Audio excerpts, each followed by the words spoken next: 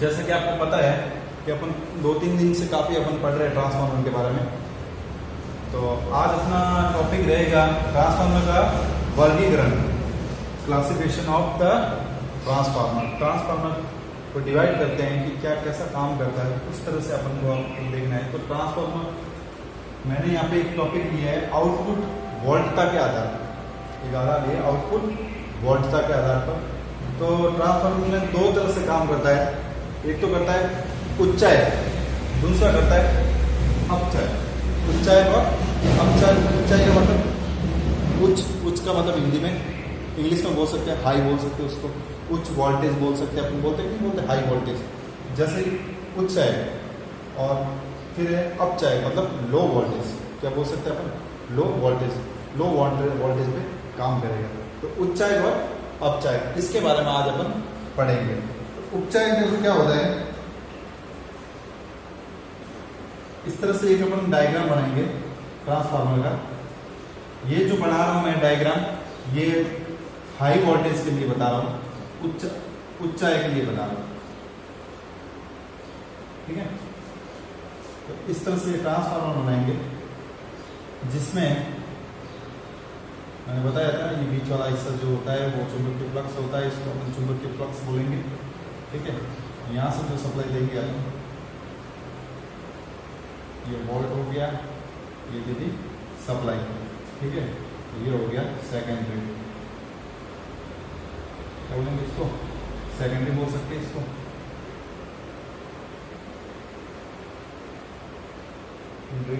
Winding क्या बोलेंगे इसको, बोलेंगे सेकेंडरी वाइंडिंग, इसको बोलेंगे प्राइमरी वाइंडिंग, क्या बोलेंगे,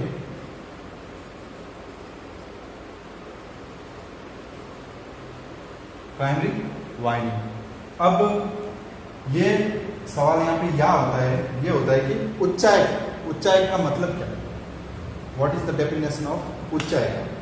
उच्चाय का मतलब हाई वोल्टेज, क्या होता है, हाई जाना, जबकि कोई सप्लाई होती है। अब यहाँ पे मैंने ये जिस तरह से बनाई, तो यहाँ पे देखो अपन सप्लाई दे रहे हैं, यहाँ से मैंने सप्लाई दी, ठीक है। अब यहाँ से जैसे इसके अंदर सप्लाई गई तो ये क्या हो गया, मैंने बताया था ये सारी कॉरिडोर बोलते हैं इसको, और कोड जो अपन प्लेटें डालते हैं इस तरह से। अब यहाँ पे देखो मैंने यहाँ पे 3 वाइंडिंग की है, नॉर्मली इस तरह से थोड़ा समझा रहा हूँ, यहाँ पे 4 वाइंडिंग है। तो ये जो है ना, यहाँ से जो सप्लाई जा रही है ना, इलेक्ट्रिसिटी की जो सप्लाई जा रही है यहाँ से, एसी क्या जा रही है, एसी सप्लाई जो जा रही है, अल्टरनेट जो करंट जा रही है, अल्टरनेट करंट जो होती है आपको पता ही है, इस तरह से होती है, और डीसी जो होती है इस तरह से होती है, इसको डीसी बोलते हैं और इसको एसी अल्टरनेट करंट बोलते हैं। तो इस तरह से ये जो इसके अंदर सप्लाई जा रही है, तो यहाँ पे देखो आप, यहाँ पे जो आउटपुट है वो ज़्यादा है इनपुट से।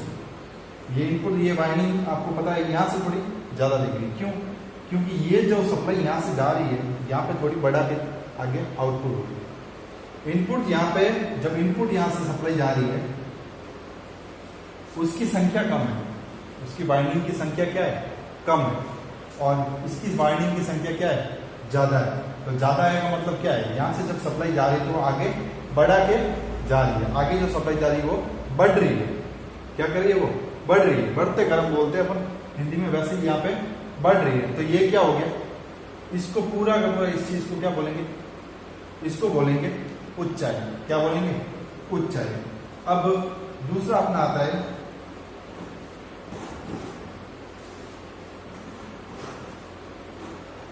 अब देखो इसका तो क्या होता है कि ये जो उच्चाय और अपचाय में क्या होता है कि ये जो वोल्टेज होता है, ये सारा का सारा वोल्टेज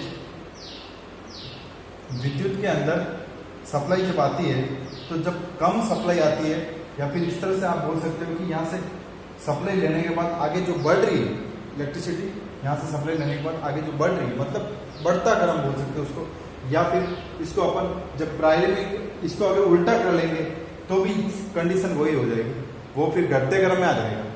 ये क्या हो जाएगा, घटते क्रम में हो जाएगा। जैसे ये सारा क्लियर हो गया कि आपके एक बार यहाँ से जब सप्लाई जा रही है, यहाँ की संख्या कम है, यहाँ पे बढ़ा के पेश कर रहा है, मतलब क्या हो गया, ये जो है उच्च आएगा, मतलब वोल्टेज बढ़ रहा है।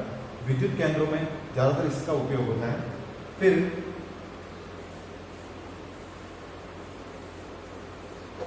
सेकंड जो हो गया,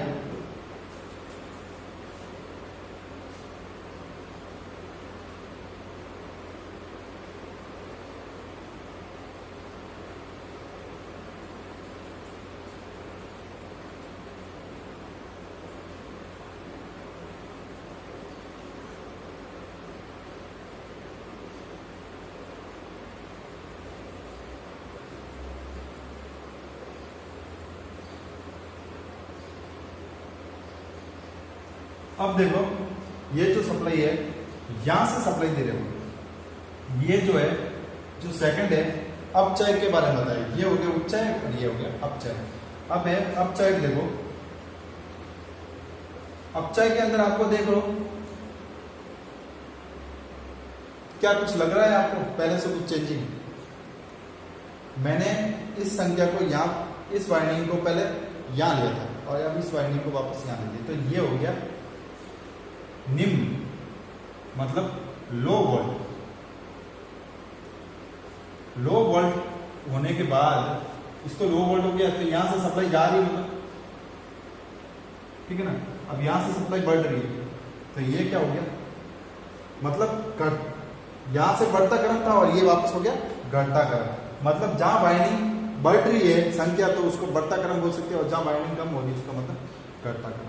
तो ये इस तरह से ट्रांसफार्मर का अपचयन उपचयन होता है, और ट्रांसफार्मर इस तरह से स्टेप डाउन और स्टेप अप करता है। तो ये आपका आज का जो टॉपिक है ट्रांसफार्मर का वर्गीकरण। अब अपन पढ़ेंगे थोड़ा सा, जो पढ़ेंगे वो है ट्रांसफार्मर एडवांटेज, क्या लाभ होता है इससे।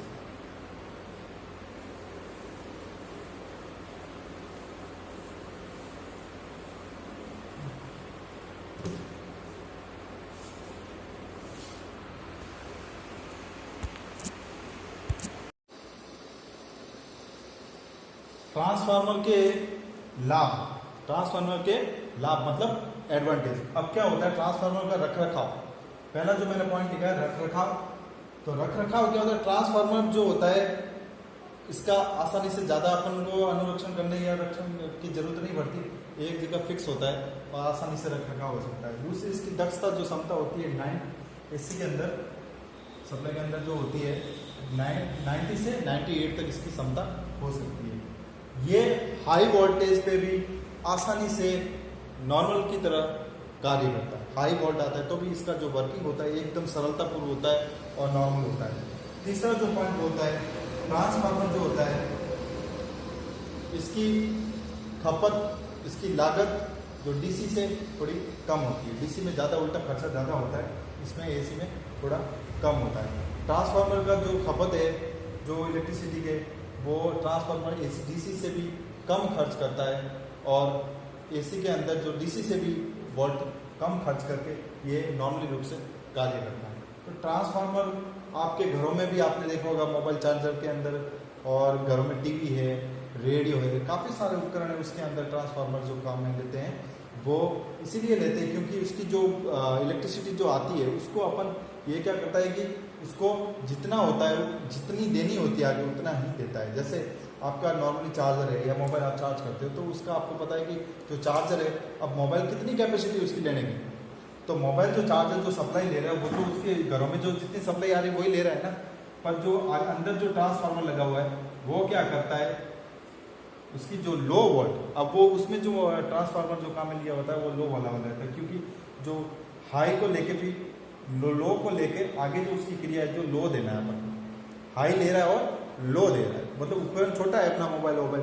ऐसे ही घरों में रेडियो होता है, टीवी होता है, तो उसका कार्य भी इसी प्रकार होता है। तो ट्रांसफार्मर के ये लाभ हो गए कि लाभ इससे ये होता है कि आपकी घरों में बिजली को बढ़ा और घटाया जा सकता है, बढ़ा और घटाया जा सकता है। घटाया मतलब इसके अंदर घटाया जा सकता है, ना कि बिजली आ रही सप्लाई, वो तो आ रही जो आ रही, पर जो उपकरण के अंदर जो काम करेगा उसके अंदर घटाया और बढ़ाया जाता है। तो ये आपका आज का टॉपिक था ट्रांसफार्मर का वर्गीकरण प्लस ट्रांसफार्मर का लाभ। अब हम इसके नेक्स्ट जो इसका जो टॉपिक होगा वो अपन पढ़ेंगे इसके गुण और उसके बाद ट्रांसफार्मर के बारे में थोड़ा बहुत ये जो उसके कहाँ इसके प्रकार होते हैं, कौन से प्रकार है। 2 प्रकार तो मैंने बता दिए कि 2 प्रकार ये होते हैं। और जीएसएस में कैसे लगता है, जीएसएस में कैसे काम करता है, बिजली घरों में कहाँ काम करता है, या फिर कहाँ ये लगाया जाता है, 11 kV पे कहाँ लगाया जाता है, कैसे लगाया जाता है, तो उसके बारे में अपन चर्चा करेंगे। तो आज का जो अपना टॉपिक था, जो डिवाइड था ट्रांसफार्मर का वर्गीकरण। अब जो आगे का जो टॉपिक होगा और उसके बाद ट्रांसफार्मर के लाभ हो गए, 3-4 पॉइंट हम अपन ने देख लिए, ठीक है।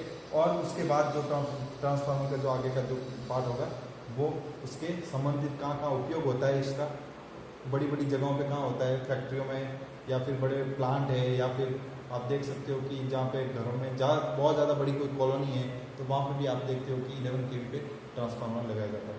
इसलिए लगाया जाता है क्योंकि उसको डिवाइड करना है, उसको डिवाइड करना है। कैसे डिवाइड करना है वो हम नेक्स्ट वीडियो में पढ़ेंगे इसके बारे में। तब तक के लिए आपका ये आज का टॉपिक कंप्लीट, ठीक है।